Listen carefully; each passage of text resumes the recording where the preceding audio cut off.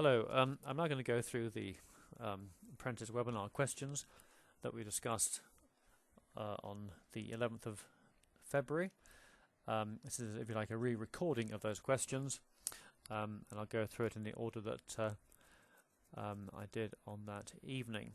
I'm going to keep this down to half an hour, firstly because half an hour is quite long enough, I think, to sit and watch a video of this sort. Of course, you can pause and come back to it, which is perhaps why this is a more useful exercise than the webinar concept. What I would ask you to do is to note any questions that arise, so you can send these to me, and these will then form the basis of the next report, or indeed future video clips like this one.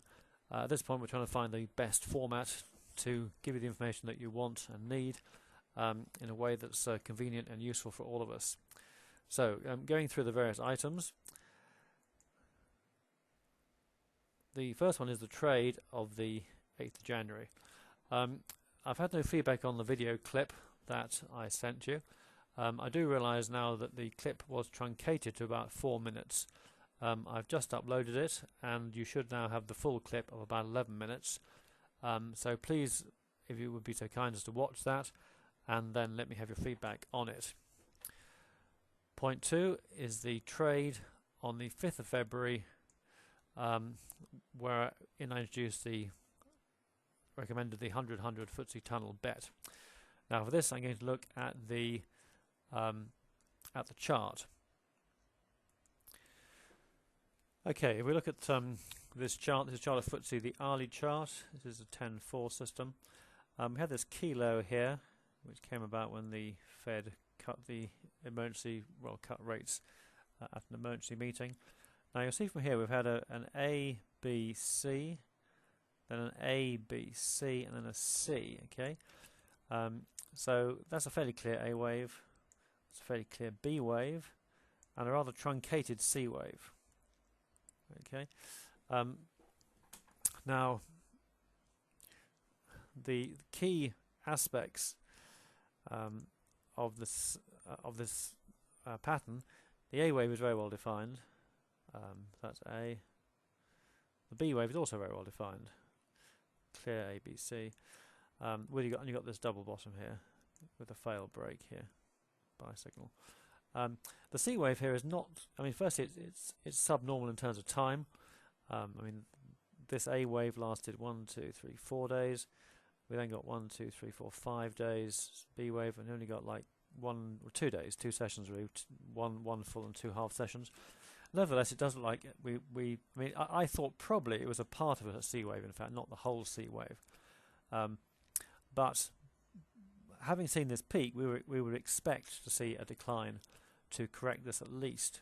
So on the 4th, we saw the peak. It looked like we might see a more aggressive start to the day. Actually, I'll just go to a shorter term chart. Right, this is the 30-minute chart now. And so we had this selling spike here, which looked like a good sell signal, in fact. It counted quite well as a fifth wave of sorts. We then bounced up. The market does love to be contrary. So the 4th wasn't terribly kind, really, but there was a good case on the 5th for having seen the one wave decline. And I thought we might actually do this, have an ABC. But in any case, there was a good reason to think that we're going to see the 100-100 tunnel make some progress. It wasn't necessarily a case of going all the way. The point was that we had a situation where, having seen the possible A, possible B, there was a good case for action in one direction. Parity was up here somewhere. It was quite close to parity at this point here. So a move in one or other direction was on the card. It just happened to be fortunate for us that it was quite a solid move. It was quite interesting, in fact, that the following day was almost a better signal. Because the following day,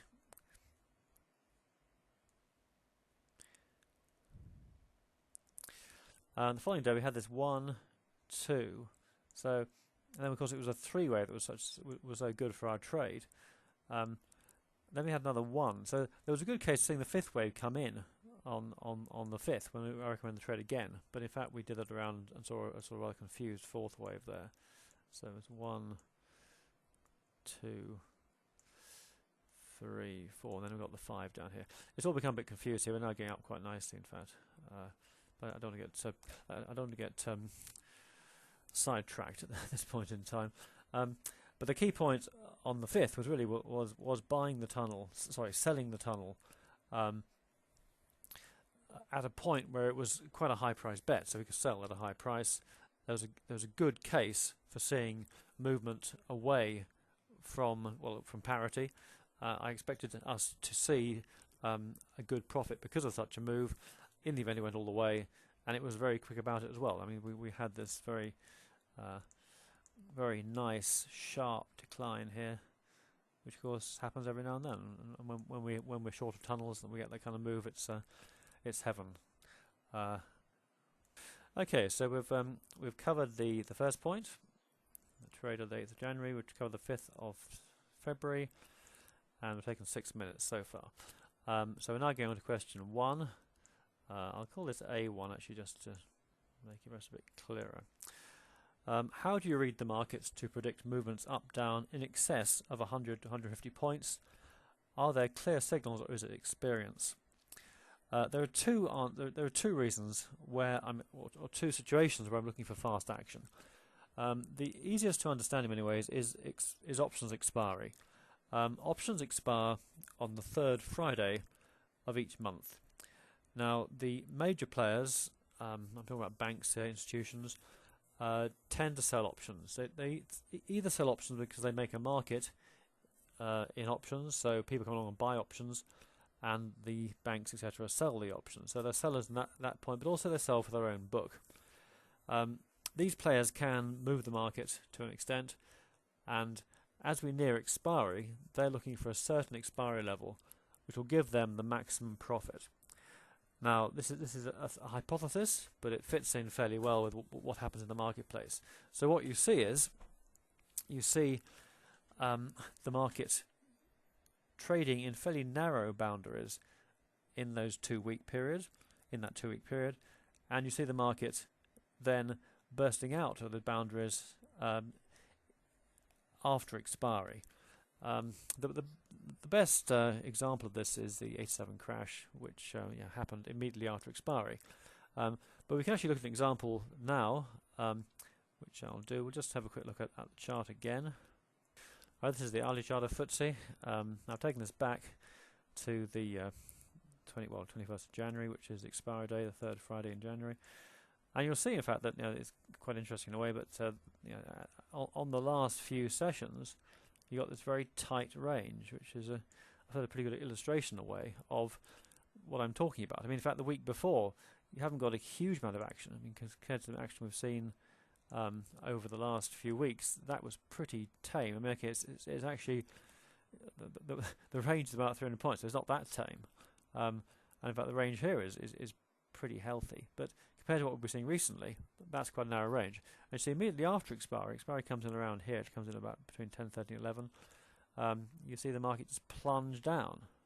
I mean, in fact, immediately after expiry, it is actually a perfect example of what I'm saying. Now, what this does is, firstly, you can imagine that they've got these big banks trying to keep FTSE in a certain range so they get their best expiry, and they can adjust what's best for themselves as time goes by. Then it's not a static game. They haven't got to take positions at the old expiry and then just watch the market move. They can add to their positions, they can hedge the old positions, take on new positions, and they can move where they want the expiry to be. So I think that this is a fairly good example perhaps of how the last day's expiry has been kept in a fairly narrow range, perhaps for that purpose. Now, after expiry is out of the way and all the options have gone to heaven, as it were, it's in their interest to see fairly wild action, because if we see a sharp move away from the previous expiry, this has a double effect. Firstly, it increases volatility. An option premium is based on volatility, so the higher the volatility, the higher the premium. If you're selling options, then you want very high prices. I mean, when we sell a tunnel, unfortunately the tunnel price is actually affected the other way around. The tunnel price goes down as volatility goes up, so it doesn't actually suit us very well in that context. I mean, the volatility itself is good for us because obviously we see more tunnels going down to zero, but if we can't get in at a good price to start with, that's not terribly helpful. But that sort of illustrates how I feel about expiry. So if we now just go forward a little bit,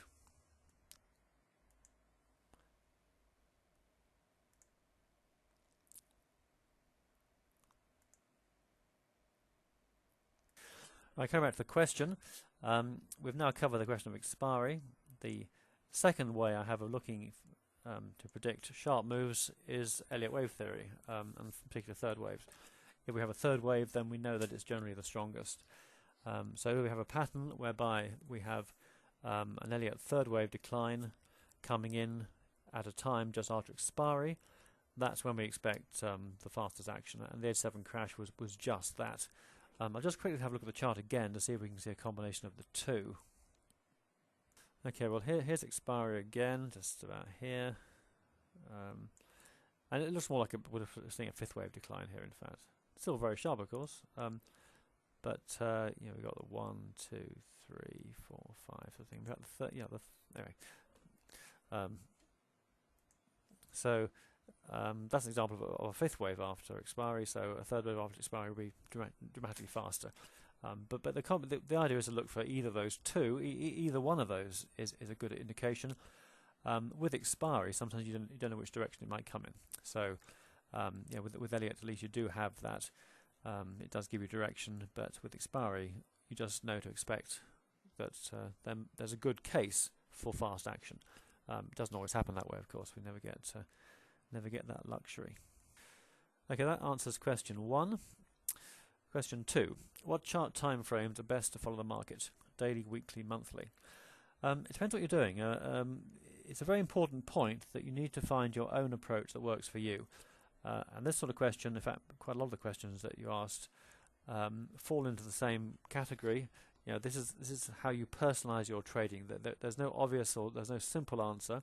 For my trading, I tend to use 30-minute charts to monitor the market. I find the 30-minute chart cuts out a lot of noise. There's a concept called data stability, and the very short-term chart, a minute chart, for example, is very noisy. Lots of fairly irrelevant action, random sort of stuff, which doesn't really give you any useful information. But a 30-minute chart is pretty good. You see pretty clear patterns, pretty clear waves. So I like to use the 30-minute chart to monitor what's going on. If I've seen a move and I can't quite work out what it's doing, then I may well look at a shorter-term chart to get a better idea of the actual wave within that chart. So when I'm trading, I might use a 5-minute chart. One of my systems, as an example, is the opening action on the FTSE futures. The last 2 days, Monday the 11th and Tuesday the 12th, we've seen the market open, and strong buying and selling has come in straight from the open, giving a good signal to trade the market in a short term. It's not really a binary betting thing necessarily, more of a spread betting type trade, but it's something worth watching for. And if any of you would like sort of more details, I did systemize that once, called the PDS system. I'm happy to let you have details of that. I hesitate to actually just give out details like this because unless somebody actually asks for it, I feel they don't. It's better that you want it and ask for it, and then I'll let you have it rather than just broadcasting stuff out. Because I think otherwise you just get swamped under a lot of other stuff. But that's a pretty good system. It's worked well for many years, in fact. So I say the answer to question 2 really is that it's a personalised thing. It depends on how you want to trade and what you find useful. Question 3. This is question A3, isn't it? We decided that was going to be an A. What makes you close a cheap punt which will move only slightly in your favour? This again is a personalised thing, although this is more of an experience thing as well. We never know how far a trade might go. There is certainly a case for just letting all trades run, because when they do run all the way, you make so much more money than you would make by closing early. So, that's quite a big plus. If you're getting in at say 20 and the trade goes to 40, you take 20 points. Okay, that's not bad. But it goes all the way to 100, you make 80 points. That's hugely better. You're making 4 times the amount of money, which means that you can afford to actually let it run 1 time out of 4, as it were. So, to think about that, the odds make it better for you to run trades. You only need 1 in 4 to go all the way, and you'll be as good as if you close them off at that level. In that case, okay, I mean, obviously, you could vary that all day long, but taking 10 points here and 10 points there is probably not a great idea. I mean, that's one point. Another point is chart patterns. If you see chart patterns that you feel are questioning the direction of the market, or if you've got a very nice profit, I mean, let's say that you've got 80 points in profit in hand. I mean, take it. There's really no reason not to take 80 points. I mean, you got it at 10, bets down 90. You don't really want to lose that kind of profit. And if a bet goes up to 85, say, and you bought the bet at 20, and then you start seeing it starts to go down, then that's another reason to take profit. You don't really want to risk all that profit. I mean, you may well hang on to a trade that's gone to 80 odd because it's still going up. I mean, there's no point closing into the market; it's still going in your direction. But these things are all items you need to personalize for your own trading, so that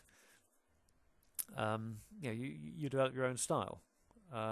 So I hope that's useful to answer question 3.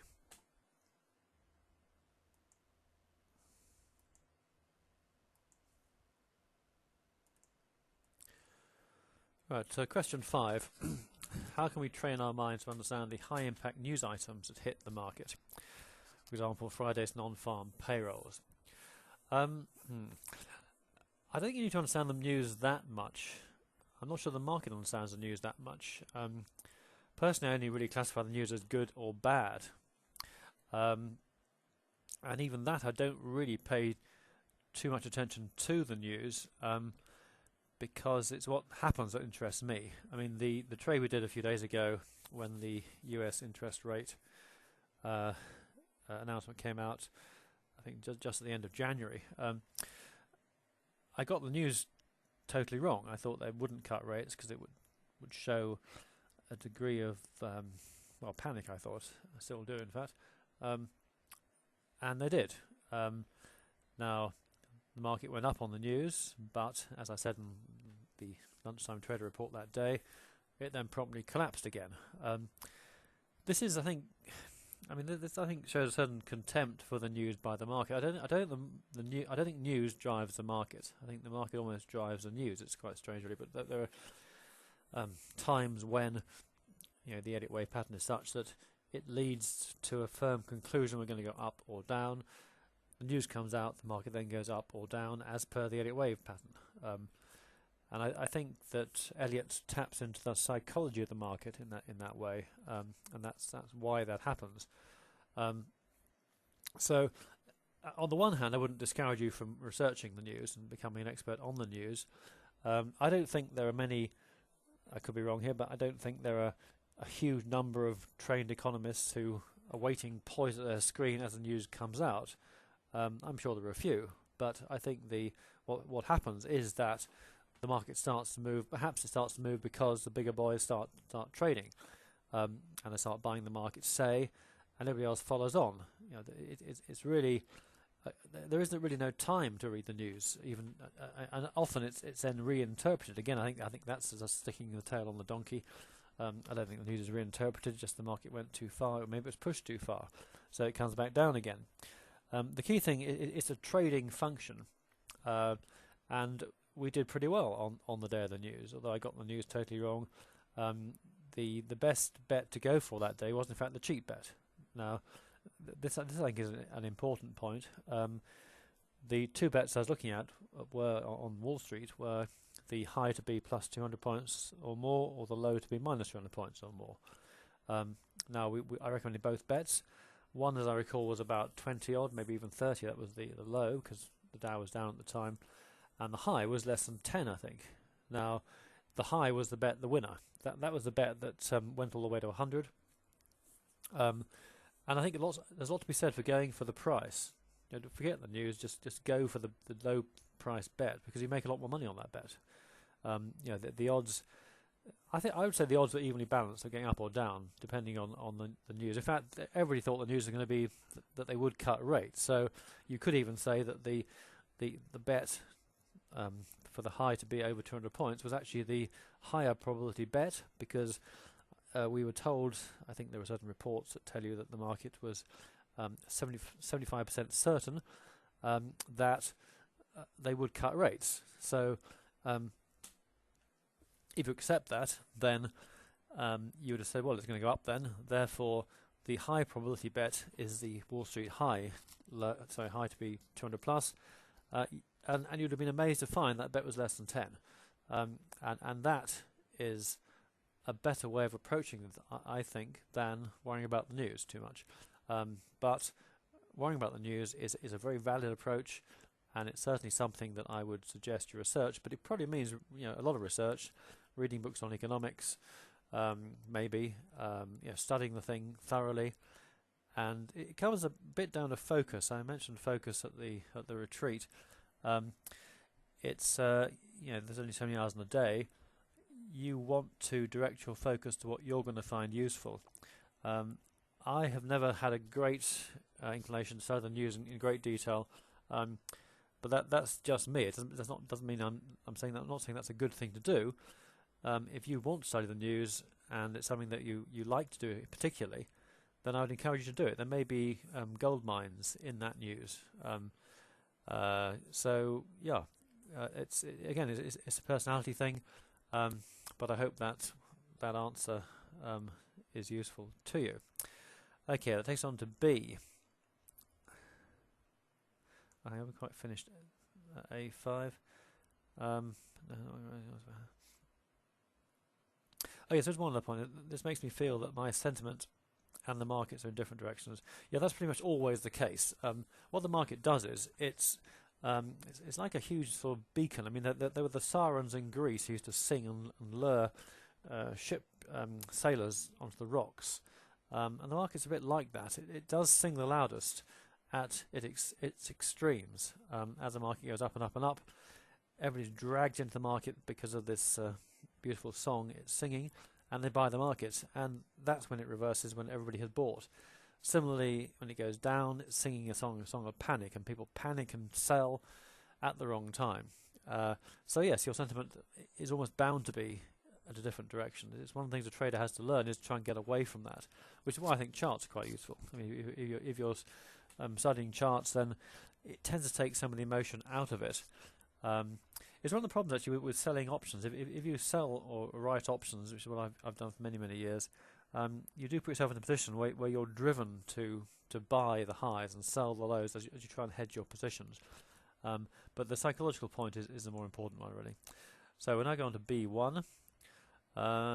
Interesting experience in a volatile month. Only 12 trades, 3 losers, 9 winners. Biggest frustration. Still made 600. Any suggestion for an approach to buying trading on an end-of-day basis? Okay, the IG indexed bets are all daily, but you can trade them after the close. So if you're using a daily chart, I'm assuming here that the charts you're using, all the techniques you're using, give you a signal for the next day. That's a bit of a prerequisite here. If you're not getting clear signals for the next day, then this isn't going to work. But if you do, then you can trade the IG bets or all the indice bets. You can't trade the exotic bets because they're not open unless the market's open. So that's one idea. So at the end of the day, you can trade. I think, in fact, on a 24-hour basis. A bet like FTSE to be up more than 50 points, down more than 50 points. Is a bet that you can trade after 5 p.m. the previous day, based on the next day's action. So that's one thing, and the other is bet on markets and bets for traders. These aren't quite so useful. With both companies do not allow you to trade unless the official underlying market is open. If that is a slight handicap, it's not a huge handicap. in that you'd have to actually place your bet while the market's open, but you can plan your trade at the end of the day and then place the bet during the day. I guess you can do that with any IG index bet.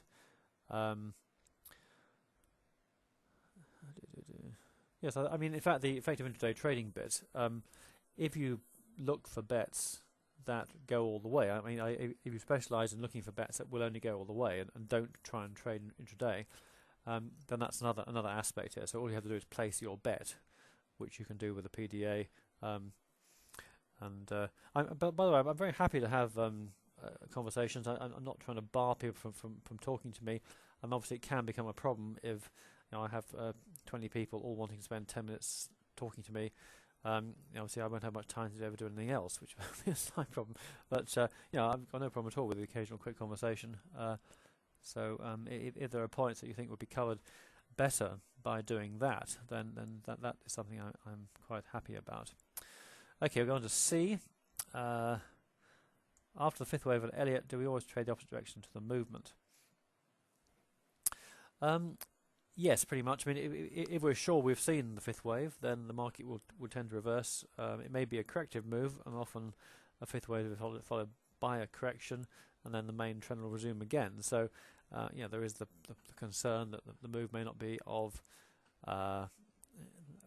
particularly strong,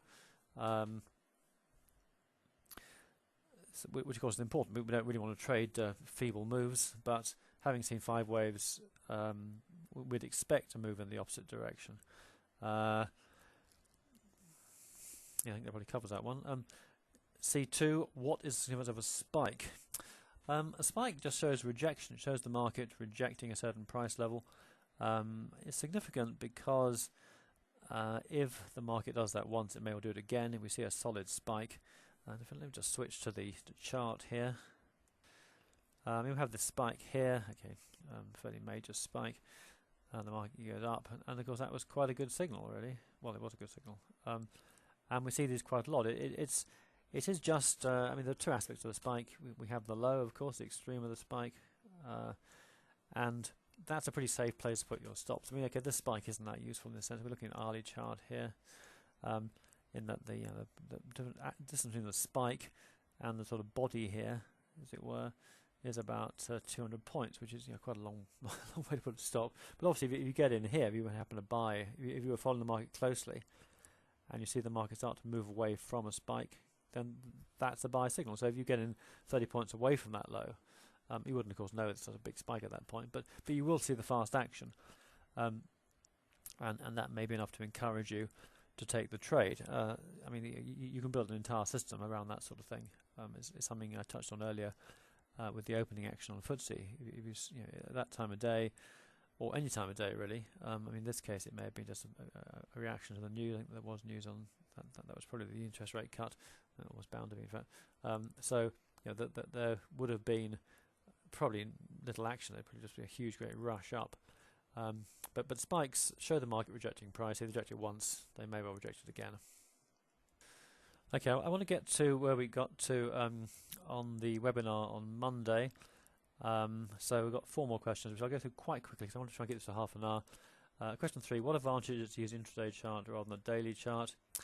It just gives you more information. It gives you, if you're looking at wave patterns, then you can see what's happening in more detail. If you're looking for failed breaks, failed retests, wave patterns, as I always said, these things become obvious. And you can't see them on the daily chart necessarily. And also, we're looking to trade daily binaries. It does, of course, depend. Again, it's a personalisation of your trading style question. It depends what you're trying to do. You may find that by using trend lines and waiting for, say, key trend lines to be hit. I mean, I gave you an illustration in the retreat where the FTSE has been going up for 4 or 5 years, following a trend channel. Every time it got to the low of the trend channel, it bounced up. So that's one illustration of where just using a daily chart would have given you great buy signals. I mean, you may have wanted to use intraday charts to actually watch the action as the market approaches those trend lines. But it's something, in a way, it's something you should try and see whether it's useful for what you're trying to do. The other point, I guess, is if what you're doing, if you're trading using daily charts only, and that's working for you, then that's absolutely great. I mean, there's no need to worry about looking at other things, particularly. If something's working, then stick with it. But if it's not working, then you need to look at other things. And of course, also research is important. So if something is working, it still pays to research other issues, but don't lose what's already working for you. Question 4: what time frame are we watching the charts? Well, I think I've already covered that point. Again, it's a personality thing. It's a question of what you find useful. Books on arbitrage. I don't know any books, but there is my report. Most of you have now actually asked for a copy of this. It's a fairly straightforward report. It does retail at almost £1,000. As I said, I'm throwing this in as you came to the retreat. But it just tells you how to spot these trades, which although you will get them from Lunchtime Trader. Right, how to spot a great opportunity. Well, a great opportunity is a combination of two things. It's a combination of a good trading signal and a great price. In binary terms, a great binary price. So what distinguished the trade on the 11th of October on the Dow, which was the one I illustrated at the start of the seminar, was not the fact that it was the all-time high, which of course I had no idea. I mean, it was all. I had no idea at all that was going to be the all-time high. It only became obvious that it's still the all-time high. So, but it was absolutely. That doesn't make it a great opportunity. It's something to talk about, but nothing. It means nothing in trading terms. But it's a combination of the signal with the price. So if you see a sell signal and you can buy bets at 2, then that's a great opportunity. And that's really why I picked on the 8th of January as a trade to illustrate, because that also was a great opportunity. There were bets there priced very cheaply. The longer term bet we did mid-January with Bet on Markets, Bets for Traders, that was pretty good. We got it at 10. I mean, you can't knock that, and it came good very quickly. The arbitrage, of course, is a great opportunity because it's zero risk. I mean, okay, there are risk factors which are in the report, but it's these are great opportunities because they're a combination. It's the risk element, the price, and the package. If there's no risk, then it's great. You can't complain about it. Rather like the the visualizations and cosmic audio I was talking about. It's zero risk, and it makes you feel good. And the the 11th of October again, very very low risk. Okay, well, thank you for listening. It's now 32 minutes or so, and my plan is to go on from here. I've probably answered quite a lot of the questions. I've only dealt with I think 3 sets of questions now. I'm on my 4th set of questions, aren't I? So I'm probably halfway through your main questions, but I suspect I've probably answered most of them one way or another. And then we've got 50 other questions, which we'll probably go through pretty rapidly. But I think the key thing is to keep what I need is your feedback to what I've said, so I can produce more of these videos, which I hope will be useful. If you found this session useful, then great, and we'll do more of them. That's what I'm here for. Thank you for listening.